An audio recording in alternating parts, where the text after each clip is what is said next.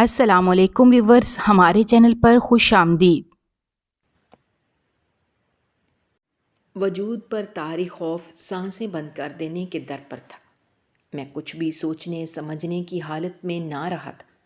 آنکھوں کے سامنے گزری قیامت نے پیروں تلے سے زمین کھسکا دی تھی۔ انہونی نے میرا سب کچھ مجھ سے چھین لیا تھا۔ میں نے نہیں سوچا تھا کہ میرے ساتھ بھی کچھ ایسا ہو سکتا ہے۔ میں نے تو ہمیشہ سب کا بھلا کیا تھا۔ آخر مجھے ہی کیوں اس آزمائش سے گزرنا پڑا؟ میرا قصور کیا تھا؟ یہی میں جاننے میں ناکام رہا تھا۔ میری زندگی ایک ایسے اندھیرے کنویں کی مانند دکھائی دینے لگی تھی جہاں میں تنہا کھڑا اپنی موت کا انتظار کر رہا ہوں۔ میں تو خود سے بھی سامنا کرنے کی ہمت نہیں کر پا رہا تھا۔ میرے ساتھ ہوئے اس دلسوز حادثے نے میری جوانی برباد کر دی تھی۔ میں دیوانہ سا سڑکوں پر مارا پھر رہا تھا، پر مجھے سکون میسر نہ تھا۔ میں قصوروار نہ ہو کر بھی مجرم ٹھہرا تھا۔ میں نے تو خود سے بھی وہ بات چھپائی تھی، پر اسی راز نے پورے زمانے میں میری رسوائی لکھ دی تھی۔ میرے سامنے سب ہوتا رہا تھا، میں بے خبر نہیں تھا، پر اس سب کے پیچھے چھپے مقصد سے میں بالکل واقف نہیں تھا۔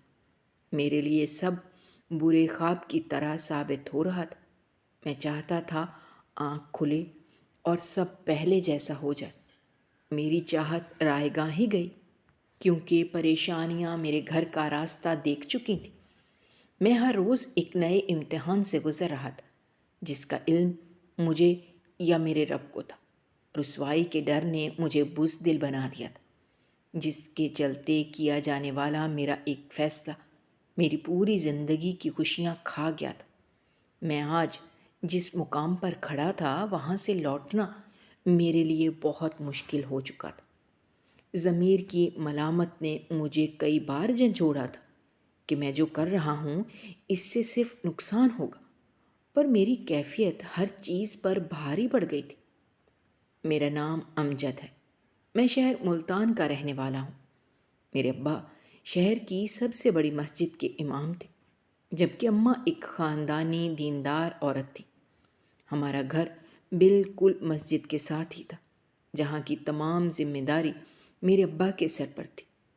کہنے کو تو میرے ابا بہت نیک انسان تھے۔ پورا شہر انہیں معزز گردانتا تھا اور ان کی بہت عزت کرتا تھا، پر مجھے نہ جانے کیوں اپنے ابا سے اب تک وہ انسیت محسوس نہیں ہو پائی تھی۔ مجھے ابا کی کچھ باتیں بہت زیادہ کھٹکنے لگیں تھیں۔ اماں ابا کی شادی گھر والوں کی مرضی سے ہوئی تھی، اسی لیے ابا میری اماں کو بھی زیادہ اہمیت نہ دیتے تھے، بلکہ وہ بس مسجد کے کاموں میں ہی مصروف رہتے تھے۔ میری پیدائش کے 2 سال بعد ہی ابا میری اماں سے اپنا کمرہ جدا کر چکے تھے، کیونکہ ان کا کہنا تھا کہ وہ بس اپنی ساری زندگی اللہ کے لیے وقف کر دینا چاہتے ہیں۔ میں حیران اور پریشان سا تھا، کیونکہ میری اماں کے لیے یہ مرحلہ کافی مشکل ثابت ہوا تھا۔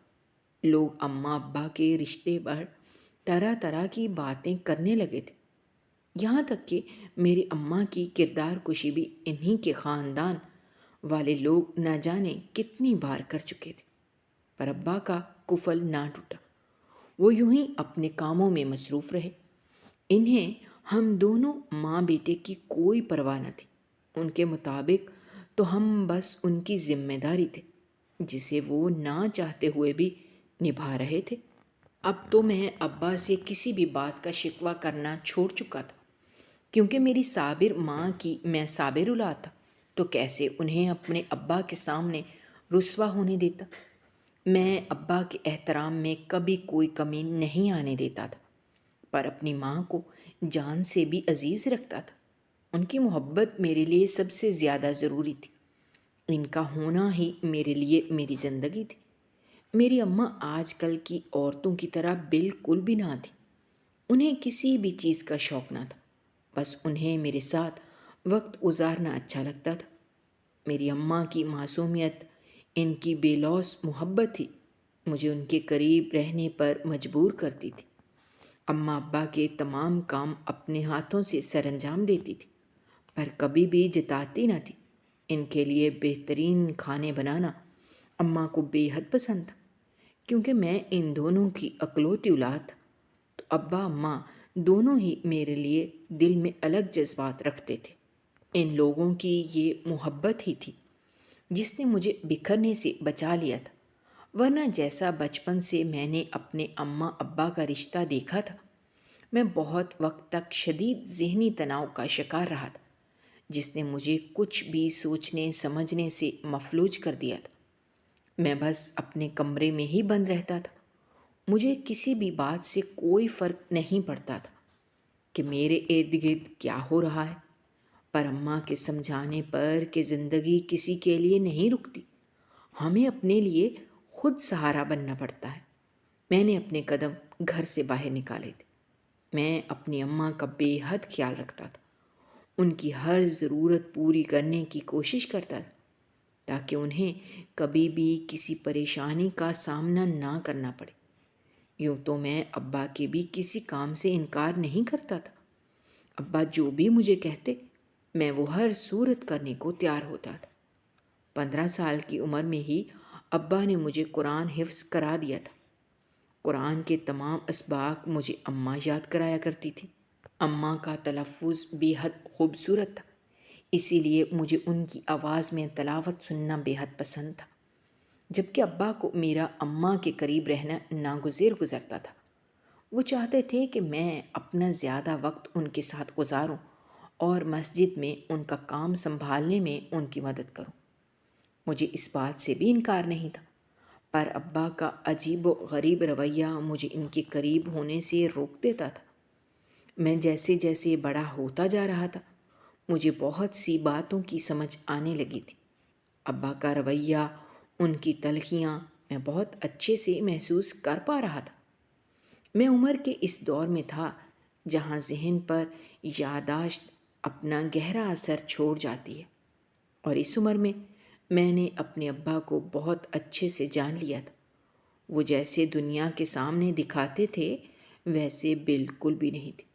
ان کی اصلیت کیا تھی وہ کوئی بھی نہیں جانتا تھا، اور شاید کبھی بھی نہ جان پاتا، کیونکہ انہوں نے اپنے اوپر اچھائی کا ایک ایسا خول چڑھایا ہوا تھا جس سے آج تک کوئی بھی واقف نہیں ہو پایا تھا، یہاں تک کہ میری سگی ماں بھی نہیں۔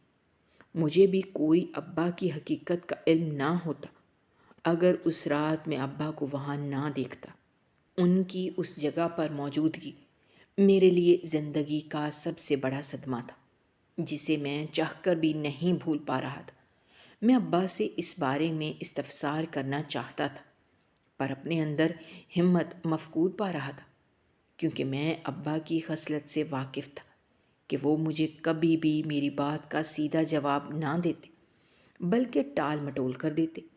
اسی لیے میں نے اپنا دماغ لڑایا اور سوچ سمجھ کر ابا کے اس راز سے پردہ اٹھانے کی ٹھان لی جسے ابا ہم سب سے چھپانا چاہ رہے تھے۔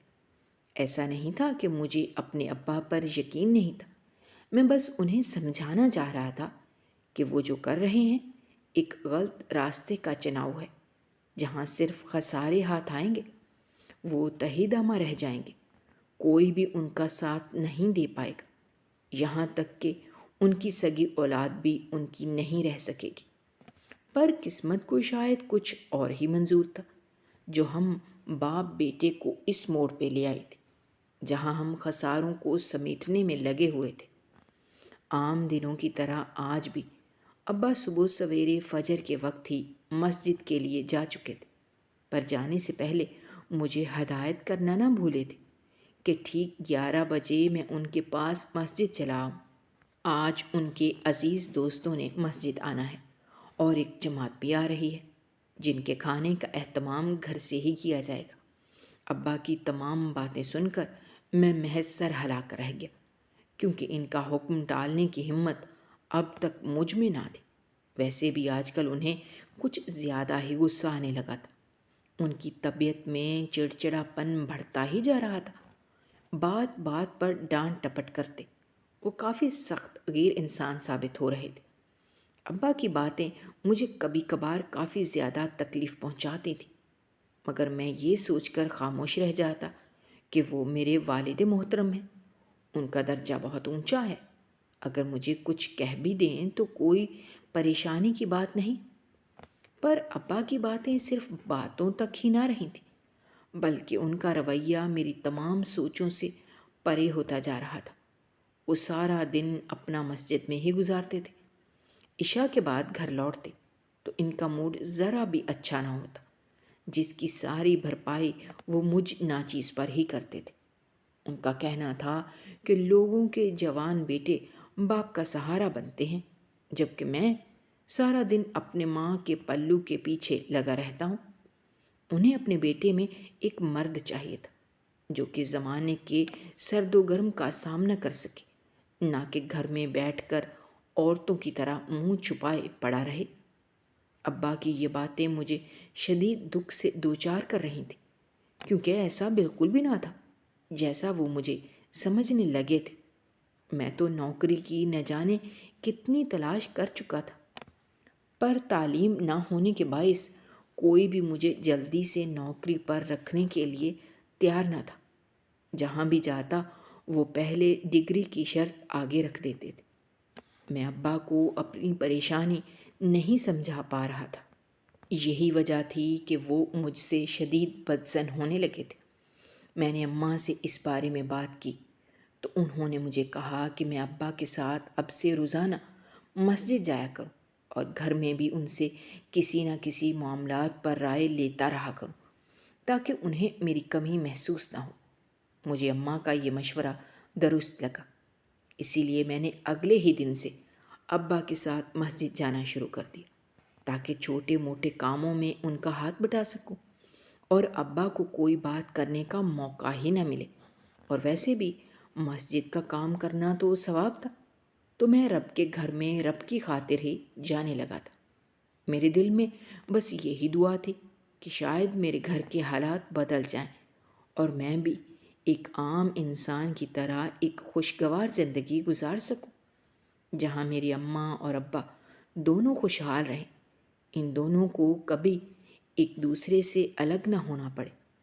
پر نصیب کو شاید کچھ اور ہی منظور تھا۔ میرے سارے منصوبے دھرے کے دھرے رہ گئے تھے۔ ابا کا ہونا نہ ہونا ہمارے لیے جیسے دونوں برابر ہو گئے تھے۔ وہ بس اپنی خود غرضی کے چلتے مجھے خود سے دور کیے جا رہے تھے، جس کا انہیں ابھی تک بالکل بھی احساس نہ تھا۔ وہ اپنے جوان بیٹے کو خود سے باغی کر رہے تھے، پر انہیں کسی بھی بات سے کوئی فرق نہیں پڑتا تھا، جیسے وہ ہر احساس سے عاری ہو چکے ہیں۔ انہیں ہمارے کسی بھی مسئلے کا، خوشی غمی کا کوئی احساس نہ تھا۔ یوں لگتا تھا جیسے وہ بس اپنی الگ ہی دنیا میں خوش ہیں۔ ان کی ساری محبت صرف ان کا کام تھا۔ کچھ دنوں سے ابا جیسے ہی گھر آتے فوراً اپنے کمرے میں بند ہو جاتے تھے۔ جو بات میرے لیے پریشان کن تھی وہ ابا کے کپڑے تھے۔ عشاء کے بعد وہ اکثر ہی گھر ہی پائے جاتے تھے۔ لوگ ان سے اپنے مسائل کا حل اور زکوٰۃ اور مسجد کے لیے چندہ جمع کرانے ہمارے گھر کی بیٹھک میں ہی چلے آتے تھے۔ پر کچھ دنوں سے ابا آدھی آدھی رات کو گھر آ رہے تھے۔ ان کا حلیہ بھی مٹی میں بالکل اٹا ہوا ہوتا تھا۔ اگلی صبح سویرے میری آنکھ کھلی ابا کی آوازوں پر۔ میں اٹھ کر باہر آیا تو نظر ابا پر پڑی، جن کے ساتھ ایک نوجوان لڑکی موجود تھی، اور ابا اس سے نہ جانے کیا گفتگو کرنے میں مصروف تھے۔ مجھے دیکھ کر چپ سادھ گئے۔ جو ہی اس لڑکی کی نظر مجھ پر پڑی، وہ زرد پڑتی رنگت کے ساتھ میرے گھر سے نکلتی چلی گئی۔ میں کچھ سمجھ نہیں پا رہا تھا کہ یہ سب کیا ہو رہا ہے۔ ابا کے چہرے پر شدید گھبراہٹ کے آثار تھے، جو مجھے چونکنے پر مجبور کر دیتے تھے۔ کچھ تو گڑبڑ تھی جو میں نہیں دیکھ پا رہا تھا۔ وہ لڑکی اب اکثر ہی ابا سے ملنے آتی تھی، پر ابھی تک میں اس گتھی کو نہیں سلجھا پایا تھا کہ ابا کا راتوں کو گھر آنا مجھے بہت سے شک و شبہات میں مبتلا کرنے لگا۔ طرح طرح کے وسوسے دماغ کا گھیراؤ کر رہے تھے۔ میں جتنا سوچ رہا تھا اتنا ہی الجھتا جا رہا تھا۔ میں نے ابھی تک اماں سے اس بات کے بارے میں کوئی ذکر نہیں کیا تھا، کیونکہ میں انہیں پریشان نہیں کرنا چاہتا تھا۔ मैंने खुद ही सारी हकीकत पता लगाने का सोच लिया था, पर ऐसे कि अब्बा को शक न पड़ जाए कि मुझे उनके बारे में कुछ भी खोज करनी है, वरना वो पहले से चौकन्ना हो जाते और मैं कभी ना जान पाता कि आखिर आधी रात को यूं मट्टी से लदे कपड़ों में कहाँ से आते हैं और इस सब के पीछे वजह क्या है। जरूर कोई बड़ी बात थी जो अब तक अब्बा ने हम सब से छुपाई हुई थी। शक तो मुझे उनके रवैये के बायस पहले ही हो गया था, पर अब्बा का घबराना, कमरे में बंद हो जाना मेरे शक पर यकीन की मुहर लगा गया था। अब बस मुझे किसी भी तरीके से अब्बा के राज से पर्दा उठाना था, ताकि मुझे इल्म हो सके आखिर उनके साथ मसला क्या है, किस मकसद के तहत वो यूं दबे पांव घर आने लगे हैं। कुछ भी था, मुझे बस सच जानना था। अब्बा आखिर ऐसा क्यों कर रहे हैं? ऐसी कौन सी बात है जो वो रात के अंधेरों में सब कुछ भुलाए यूं अचानक गायब हो जाते हैं? ऐसा कुछ ना कुछ तो जरूर था जो मेरी अम्मा और हम दोनों की नजरों से ओझल था। बस इसी से पर्दा उठाना बाकी था कि वो राज क्या है जिसने अब्बा जैसे मजबूत इंसान को घबराहट में मुब्तला किया हुआ था। ये इससे अगले दिन की बात है। जो ही इशा का वक्त हुआ, मेरी छठी हिस्स ने मुझे इशारा किया था कि यही सही वक्त है अब्बा पर नजर रखने का। मैं अपने कमरे से निकलकर छत की तरफ चला आया, जहां से अब्बा मुझे आराम से दिखाई दे सकते थे।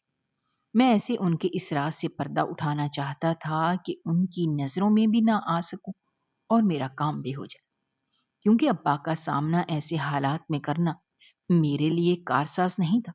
अभी मुझे छत पर खड़े कुछ ही देर हुई थी जब अब्बा घर के दरवाजे से अंदर दाखिल हुए, पर मुझे कुछ हैरानी सी हुई, क्योंकि इनके हाथ में अच्छी खासी रकम मौजूद थी जो इनको आज मस्जिद का चंदा जमा करते हुए और ज़ुकात के तौर पर मिली थी। पर अजीब बात ये थी कि अब्बा ये रकम अपने साथ घर क्यों ले आए हैं, क्योंकि ये तो मस्जिद के काम के लिए जमा किए गए थे। मैं नीचे आया तो अब्बा मुझे देखकर जल्दी से वो रकम अपनी जेब में छुपा गए। मैंने उन्हें सलाम करते आज जल्दी आने की वजह पूछी तो वो भड़क उठे कि मैं इनसे सवाल जवाब करने वाला होता कौन हूँ। उनके गुस्सा करने पर मैं खामोश हो गया। मैं बस इनको ही देखे जा रहा था जो अजीब सी हरकतें करने लगे थे। अब तो मुझे यूं महसूस होने लगा था कि अब्बा पहले जैसे नहीं रहे, वो मुकम्मल तौर पर बदल चुके हैं। अब्बा मुझे गुस्से में रास्ते से हटाकर बुड़बुड़ाते हुए अपने कमरे में बंद हो गए थे, पर जाते जाते मेरा इरादा मजबूत कर गए थे। मुझे हर सूरत इस राज तक पहुंचना था, चाहे इसके लिए मुझे कोई भी कीमत क्यों ना चुकानी पड़ती, क्योंकि अब बात छोटी नहीं रही थी। अब्बा जो कर रहे थे वो मैं नहीं समझ पा रहा था, पर इतना जरूर जानता था कि कुछ ना कुछ, कहीं ना कहीं गलत जरूर हो रहा है, जिसकी वजह से मेरा घर और हम खतरे में पड़ सकते थे, और मैं ऐसा नहीं होने देना चाहता था। वक्त मेरे हाथों से रेत की मानद फिसलता चला जा रहा था। मैं जिंदगी के ऐसे मुकाम पर खड़ा था जहां मेरे लिए इस राज का पर्दाफाश करना जिंदगी और मौत का मसला बन गया था। पर इससे पहले कि कोई अनहोनी हो, मुझे इस मुसीबत का हल निकालना था। ऐसा नहीं था कि मैंने पहले कोशिश नहीं की थी, पर अब यह जरूरी हो गया। इससे पहले कि अब्बा कोई गलत राह इख्तियार करते, मुझे ही सब देखना था। आज जुमेरात का दिन था। अम्मा ने मोहल्ले के बच्चों के लिए खीर बनाई थी। ये हमारे घर की बहुत पुरानी रीत थी जो मेरी दादी निभाती आई थी और इनके बाद मेरी अम्मा निभाती थी। अब्बा भी इस न्याज वाले दिन घर पर ही पाए जाते थे, क्योंकि न्याज वो खुद ही दिलाते थे। अब्बा न्याज के बाद घर से निकलने ही लगे थे जब एक उम्र रसीदा औरत हमारे घर में दाखिल हुई। उन्होंने अपने आप को पूरी तरह चादर में ढका हुआ था। उनको देखकर मैं भी अब्बा के पास ही आ खड़ा हुआ। वो मेरे अब्बा के सामने रोते हुए अपनी परेशानी बयान करने लगी। वो गरीब घर से ताल्लुक रखती थी और अभी अपनी बेटी का रिश्ता तय किया था। बेटी के जहेज के लिए उन्हें कुछ रकम दरकार थी जो वो अब्बा से मदद लेने चली आई थी। ابا نے ان کی ساری بات تحمل سے سنتے سرے سے ہی ان کی مدد کرنے سے انکار کر دیا، جبکہ میں جانتا تھا کہ ابا کے پاس پیسے پہلے سے ہی موجود ہیں جو کل رات کو گھر لائے تھے۔ پر ابا نے اس عورت کو یہ کہہ کر واپس لوٹا دیا کہ وہ ساری رقم مسجد پر کام کروانے میں لگا چکے ہیں۔ میں حیران پریشان سا ابا کو جھوٹ بولتے ہوئے دیکھ رہا تھا۔ وہ ایک مسجد کے امام تھے، اس کے باوجود ان کے اندر جھوٹ بولنے کی خصلت موجود تھی جو کہ مجھے کافی ناگوار گزری تھی۔ اس عورت کے لیے نہ جانے کیوں میرا دل نرم سا پڑ رہا تھا۔ میرا بس چلتا تو میں ابا سے ساری رقم لے کر اس عورت کو دے دیتا۔ وہ کافی ضرورت مند لگ رہی تھی، اپنے حلیے سے بھی، پر اس وقت غور کرنے کی بات یہ تھی کہ اسے اپنے لیے نہیں بلکہ اپنی بیٹی کی شادی کے لیے رقم درکار تھی۔ نہ جانے وہ کتنی امیدیں لے کر ہمارے در پر آئی تھی اور میرے ابا نے بنا کسی وجہ کے انہیں خالی ہاتھ لوٹا دیا تھا۔ ابا کی اس حرکت نے میرے دل پر کاری وار کیا تھا۔ اس عورت کی روتی ہوئی آنکھیں بار بار میرے سامنے آ رہی تھیں، جبکہ ابا تو ایسے ہو گئے تھے جیسے کچھ ہوا ہی نہ ہو۔ میں نے ابا کی سنگدلی کا ذکر اماں سے بھی کیا تو وہ بالکل خاموش ہو گئے۔ وہ بھی تو یہی سہتی آئی تھی، ساری زندگی سے جب خود کے لیے ہی کچھ نہ کر سکی تو کسی اور کے لیے کیسے آواز اٹھا سکتی تھی؟ پر مجھے کچھ نہ کچھ ضرور کرنا تھا۔ میرے دل میں عزم جاگ چکا تھا، اب بس اسے عملی جامہ پہنانا باقی تھا، کیونکہ ایسے میں ہاتھ پر ہاتھ دھرے نہیں بیٹھ سکتا تھا۔ ابا کی حرکت برداشت کرنا میرے بس سے باہر ہوتا جا رہا تھا۔ وہ دن بدن میری نظروں سے گرتے جا رہے تھے۔ اب میں سب کچھ جاننے کے باوجود خاموش نہیں رہ سکتا تھا۔ ابا نے ان کی مدد یہ کہہ کر نہیں کی تھی کہ مسجد کے کام میں وہ پیسہ لگا چکے ہیں، تو اب بھی وہ رقم ابا کے پاس کیا کر رہی ہے؟ یہی بات مجھے کھٹک رہی تھی۔ اب وقت آ گیا تھا ابا سے بات کرنے کا۔ میں نہیں جانتا تھا کہ اس سب کا کیا نتیجہ نکلنے والا ہے، پر اب خاموش نہیں رہ سکتا تھا۔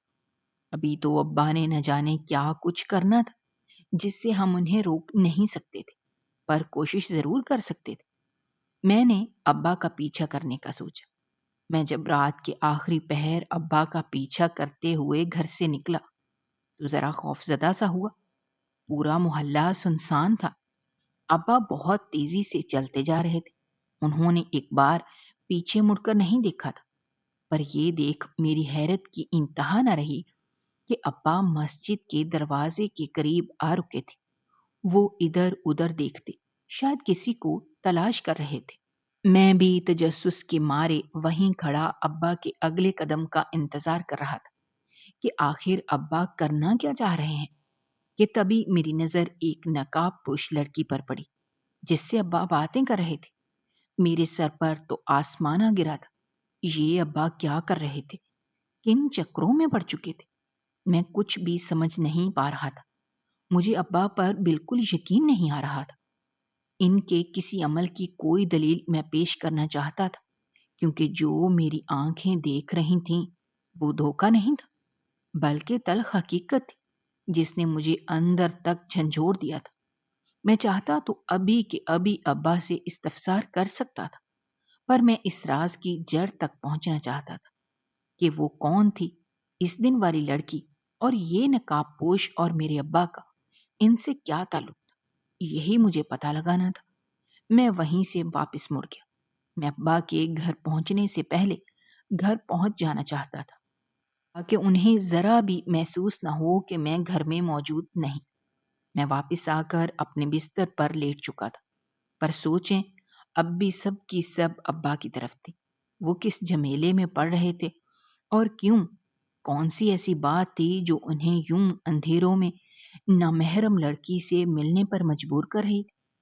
میں ابھی ابا کے مسئلوں میں الجھا ہوا تھا کہ اچانک ہی اماں کی طبیعت بہت زیادہ خراب ہو گئی۔ میں پریشانی کے عالم میں انہیں لیے ہسپتال پہنچا۔ ڈاکٹرز نے اماں کو شدید کمزوری بتائی۔ میں ان کا چیک اپ کرا کر گھر لے آیا۔ ابا بھی نماز کے بعد گھر ہی آئے تھے۔ میں نے انہیں اماں کی طبیعت کے بارے میں بتایا تو وہ سرسری سا پوچھ کر اپنے کمرے میں چلے گئے۔ ان کے جانے کے بعد مجھے یاد آیا کہ مجھے تو اماں کی دوائی لینے جانا تھا۔ میں نے دوائیوں کا پرچہ اٹھایا اور باہر کی طرف چل پڑا۔ میں اپنے گھر سے دور سڑک کی طرف پہنچا ہی تھا کہ مجھے ایک جگہ کافی زیادہ لوگوں کا ہجوم نظر آیا۔ میرا دل تیزی سے خوف کے باعث دھڑکنے لگا۔ کسی انہونی کا سوچ کر قدموں میں تیزی آ گئی تھی۔ میں جلدی سے لوگوں کے رش کو چیرتا ہوا آگے کی طرف بڑھا، جہاں ایک عورت ہوش و حواس سے بگانا پڑی تھی۔ جو ہی میری نظر اس عورت پر پڑی تو میرے پیروں تلے زمین نکل گئی، کیونکہ وہ عورت کوئی اور نہیں بلکہ وہی بیوہ تھی جو میرے ابا کے پاس اپنی بیٹی کے جہیز کا سامان لینے کے لیے مدد کی خاطر آئی تھی، اور ابا نے اسے انکار کر دیا تھا۔ اس عورت کے بارے میں لوگ طرح طرح کی باتیں کر رہے تھے کہ اس عورت کی بیٹی کی بارات واپس لوٹ گئی ہے۔ اسی صدمے کو برداشت نہ کرتے ہوئے وہ عورت اس دنیا سے کوچ کر گئی۔ یہ سوچ ہی میرے لیے جان لیوا تھی کہ میرے ابا کے انکار کی وجہ سے وہ عورت اپنی جان کی بازی ہار گئی تھی۔ اس کی بیٹی کی بارات واپس لوٹ گئی تھی۔ ابا کی سنگدلی کے باعث میں خود کو بہت بے بس محسوس کر رہا تھا۔ اگر ابا اس وقت انکار نہ کرتے تو آج حالات کچھ اور ہوتے۔ وہ عورت بخوشی اپنی بیٹی کو رخصت کر سکتی تھی، پر ابا نے کیا کیا؟ ایک جیتے جاگتے انسان کو موت کے منہ میں دھکیل دیا تھا۔ پر اب کیا ہو سکتا تھا؟ ایک پچھتاوا تھا میرے دل میں ناگ بن کے ڈسنے لگا تھا۔ میں نہیں چاہتا تھا کہ مزید وہاں رکوں۔ مجھے خود پر ترس آ رہا تھا، اور اس عورت کے حالات پر بھی، جس نے مجبور ہو کر نہ جانے کیا کچھ سہا ہوگا۔ میں ابا کی طرح سنگ دل نہیں تھا، میرے اندر خوف خدا موجود تھا۔ اس عورت کی نقاب پوش بیٹی اس کے پاس بیٹھی بری طرح رو رہی تھی، انہیں پکار رہی تھی، پر اب کیا ہو سکتا تھا؟ اس کی ماں کا سایہ اس کے سر سے کب کا اٹھ چکا تھا۔ میں دوہری اذیت کا شکار تھا، اور دل میں ایک ملال سا بھی تھا کہ یہ سب میرے ابا کی وجہ سے ہوا ہے۔ اسی لیے میں نے فیصلہ کیا کہ میں اس عورت کی بیٹی کو تنہا نہیں چھوڑوں گا، اور ابھی کے ابھی اس سے نکاح کروں گا۔ اس سوچ کے آتے ہی میں اس عورت کی بیٹی کے پاس پہنچا، اس عورت کو اٹھائے ان کے گھر کی طرف چل پڑا تھا کہ تدفین کا بندوبست کیا جا سکے۔ وہ لڑکی اپنی ماں کو دیکھتی زاروں کے تار روتی جا رہی تھی۔ میت کو غسل دیا جا چکا تھا، تدفین کا وقت تھا۔ تمام لوگ اس کی ماں کو ہمیشہ کے لیے اس سے دور لے گئے تھے۔ یہی کائنات کا اصول تھا کہ جو اس دنیا میں آیا ہے اس نے ایک دن واپس اسی مٹی میں سما جانا ہے۔ اس لڑکی کو دیکھ کر مجھے اپنی ماں بار بار یاد آ رہی تھی۔ میں بھی تو ایسے ہی اپنی ماں کی محبت میں گندا ہوا لڑکا تھا۔ اس کا درد کیسے نہ سمجھ پاتا؟ لوگ اس اکیلی لڑکی کو دیکھ کر طرح طرح کی باتیں کر رہے تھے، جو کہ میری برداشت سے باہر تھا۔ میں نے فیصلہ کیا کہ ابھی کے ابھی اس سے نکاح کروں گا۔ کچھ ہی دیر میں قاضی کا انتظام کر چکا تھا۔ وہ لڑکی چپ چاپ یہ سب اپنے ساتھ ہوتا دیکھ رہی تھی۔ ابھی تک میں نے اس لڑکی کا چہرہ نہیں دیکھا تھا، اور مجھے اس بات سے کوئی فرق بھی نہیں پڑتا تھا، کیونکہ میں جو کر رہا تھا اپنے ضمیر کی ملامت پر کر رہا تھا۔ میں نہیں چاہتا تھا کہ قیامت کے دن میرے باپ کی پکڑ اس بات پر ہو۔ میں اس لڑکی کو اپنے گھر میں پناہ دینا چاہتا تھا، اپنا نام دینا چاہتا تھا، تاکہ کل کو کوئی بھی اس پر انگلی نہ اٹھا سکے۔ میں جانتا تھا کہ زمانہ کتنا ظالم ہے، اور اس اکیلی لڑکی کو کسی صورت جینے نہیں دے گا۔ اسی لیے میں نے یہ انتہائی قدم اٹھاتے اس سے اپنے نکاح میں لے لیا تھا۔ اب وہ لڑکی میری بیوی کے طور پر میرے ساتھ موجود تھی۔ سب لوگ آہستہ آہستہ اس کے گھر سے جا چکے تھے۔ میں نے جو ہی نقاب اٹھا کر اس کا چہرہ دیکھا، میں لڑکھڑا کر پیچھے ہوا، کیونکہ وہ لڑکی کوئی اور نہیں بلکہ وہی لڑکی تھی جو میرے ابا سے اکثر ملنے آتی تھی۔ میں آنکھیں پھاڑے اپنے سامنے اسے اپنی بیوی کے روپ میں دیکھ رہا تھا۔ یہ کیسا اتفاق تھا، یا قسمت کی سازش؟ ایسا کیسے ہو سکتا تھا؟ وہی لڑکی میری بیوی؟ میں جتنا سوچ رہا تھا دماغ کی رگیں پھٹنے کو تھی۔ وہ لڑکی بھی مجھے دیکھ کر چونک سی گئی۔ ہم دونوں یوں ہی گمسم سے کھڑے ایک دوسرے کو دیکھ رہے تھے۔ سمجھ نہیں آ رہا تھا کہ کہاں سے بات شروع کریں۔ یہ کیسا کھیل کھیلا تھا تقدیر نے، ہم دونوں کو یوں ایک دوسرے کے سامنے لا کھڑا کیا تھا کہ ہم کچھ بھی نہیں سمجھ پا رہے تھے۔ پر اب کیا ہو سکتا تھا؟ وہ لڑکی اس وقت میرے نکاح میں میری بیوی کے درجے پر فائز تھی۔ میں چاہ کر بھی اس بات سے انکار نہیں کر سکتا تھا، اور میں کرنا بھی نہیں چاہتا تھا، کیونکہ میں اپنے باپ جیسا بالکل نہیں بننا چاہتا تھا، جن کے لیے عورت محض ضرورت پوری کرنے کا سامان بن کر رہ جائے، جیسے میری ماں میرے ابا کے تمام کام کرنے کے باوجود صرف اس گھر کی نوکرانے کی حیثیت رکھتی تھی۔ میں اپنی بیوی کو ایک بہتر مقام دینا چاہتا تھا، پر اس سے پہلے مجھے ابا اور اس کی کہانی جاننا تھی کہ وہ میرے ابا سے اکیلے میں کیوں ملتی تھی۔ اس سب کے پیچھے کیا وجہ تھی؟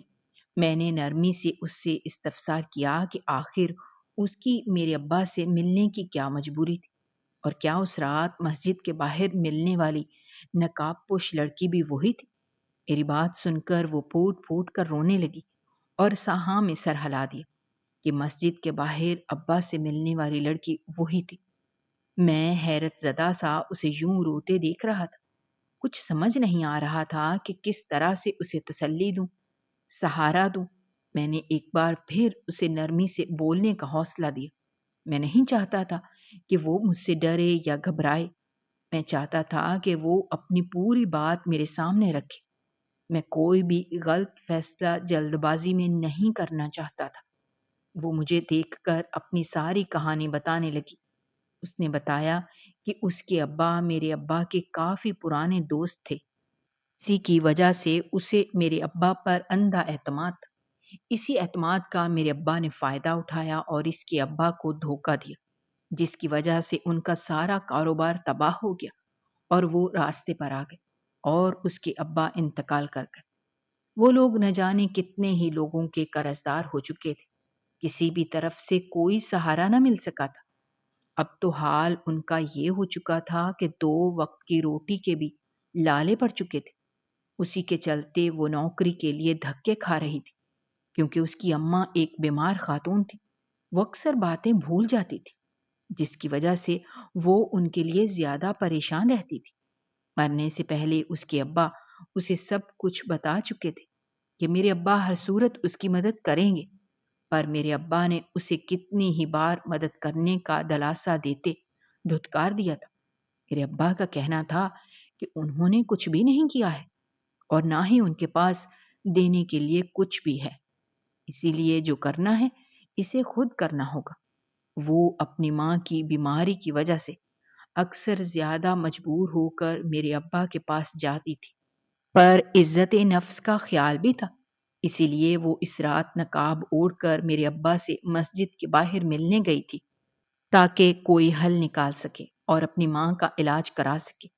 اس کی اماں بھی بہت ہمت کر کے ابا کے پاس گئی تھی، جب اس کا رشتہ ایک بہت غریب گھرانے میں ہوا تھا، جبکہ وہ لوگ بہت لالچی تھے، اسی لیے ان کی طرف سے زیادہ جہیز لانے کی شرط رکھی گئی تھی، جس پر اماں مان گئی تھی۔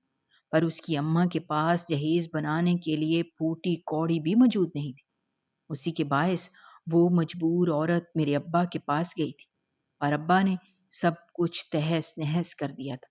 ایک ساتھ نہ جانے کتنی زندگیوں کے ساتھ کھلواڑ کیا تھا۔ وہ نہ تو کبھی ایک اچھے شوہر بن پائے تھے، نہ ہی ایک اچھے باپ، یہاں تک کہ وہ تو ایک اچھے انسان تک بھی نہ بن پائے تھے۔ ان کی وجہ سے نہ جانے کتنے لوگوں نے تکلیفیں برداشت کی تھی اور اب تک کر رہے تھے، اور انہیں اس بات کا احساس تک نہ تھا۔ میں اس کی ساری باتیں سن کر ہک دھک سا رہ گیا تھا۔ مجھے اپنے ابا کی سفاکیت کا اندازہ تھا، پر یہ نہیں معلوم تھا کہ اتنا بڑا امام بھی اس قدر بے حس ہو سکتا ہے، اتنی سفاکیت دکھا سکتا ہے کہ اس کے اندر انسانیت تک ختم ہو جائے۔ کچھ بھی تھا، وہ عورت ایک عام انسان تھی، کتنی امید کے ساتھ اس نے سب کچھ کیا تھا، پر میرے ابا نے ان کا گھر ہی برباد کر دیا تھا۔ شاید یہی وجہ تھی کہ ہمارا گھر بھی کبھی آباد نہیں ہو پایا تھا، کیونکہ میرے ابا دنیا کے سامنے جتنے اچھے بننے کی کوشش کرتے تھے، ان کی اصلیت یہی تھی، وہ ایک دوگلے انسان تھے، ان کا ضمیر مردہ ہو چکا تھا۔ میں اپنی بیوی کا ہاتھ تھام کر اسے گھر لے آیا۔ میرے ابا جو کہ ابھی اپنے کمرے سے نکل رہے تھے، مجھے اس لڑکی کا ہاتھ تھامے دیکھ کر ساکت سے رہ گئے اور مجھ سے سختی سے استفسار کرنے لگے کہ میں اس لڑکی کو گھر میں کیوں لایا ہوں۔ پر آج ان کو دیکھ کر میری آنکھوں میں کوئی بھی ڈر اور خوف موجود نہیں تھا۔ آج میں ان سے دو ٹوک بات کرنے کا ارادہ کر چکا تھا۔ میں نے ان سے اپنی بیوی کے ساتھ کی گئی تمام زیادتیوں کا جواب مانگا تھا، جس پر وہ آنکھیں پھاڑے مجھے دیکھنے لگے کہ یہ ساری باتیں مجھے کیسے معلوم ہوں۔ میں نے ان کے دل میں خوف خدا پیدا کیا کہ خدا کی لاٹھی بے آواز ہے، وہ جب چاہے اپنی پکڑ کر سکتا ہے، تو وہ نیکی کا لبادہ اوڑے اتنا ظلم نہ کریں کہ کل کو خدا کے سامنے پیش ہوں تو کسی قابل نہ رہیں۔ میری تمام باتیں سن کر ان کے ضمیر نے بھی ملامت کی تھی، جس پر وہ میری ماں اور میری بیوی کے سامنے ہاتھ جوڑ کر معافی مانگنے لگے کہ انہوں نے اب تک جو بھی ناانصافیاں کی، ان سب کے لیے ہم انہیں معاف کر دیں۔ اور شاید انہیں بھی احساس ہو گیا تھا کہ ہر چیز پیسوں سے نہیں خریدی جا سکتی۔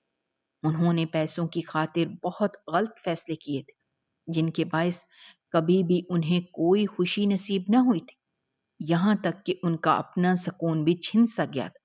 میری اماں تو ابا کو معاف کر چکی تھی، پر میری بیوی انہیں معاف کرنے کے بالکل بھی حق میں نہ تھی، کیونکہ ان کی وجہ سے میری بیوی کی اماں اس دنیا سے جا چکی تھی۔ اماں نے میری بیوی کو گلے لگا کر دلاسا دیا تھا، جبکہ ابا اپنے کمرے میں بند ہو چکے تھے۔ زندگی پھر سے اپنی ڈگر پر چلنے لگی تھی۔ ابا بھی آہستہ آہستہ سدھرنے لگے تھے۔ اب وہ واقعی غریبوں کی مدد کرنے لگے تھے۔ ان پر چڑھا سختی کا خول ٹوٹنے لگا تھا۔ خدا نے انہیں ہدایت بخشی تھی اور یہی ان کی زندگی کی جمع پونجی تھی۔ ہماری زندگی پہلے کی طرح خوشحال ہو چکی تھی۔ یوں محسوس ہونے لگا تھا کہ زندگی میں کبھی کوئی غم آیا ہی نہیں تھا۔ وقت نے ثابت کیا تھا کہ ہر نیکی کا لبادہ اوڑھنے والا شخص ضروری نہیں کہ نیک ہو، اور ہر رات کے اندھیرے میں ملنے والی نامحرم عورت ضروری نہیں کہ داغدار ہو۔ اس کی کوئی مجبوری بھی ہو سکتی ہے۔ اگر آپ کو ہماری کہانیاں پسند آ رہی ہیں تو ہمارے چینل کو سبسکرائب کیجیے، ویڈیوز پر کمنٹ کیجیے اور شیئر کیجیے۔ شکریہ۔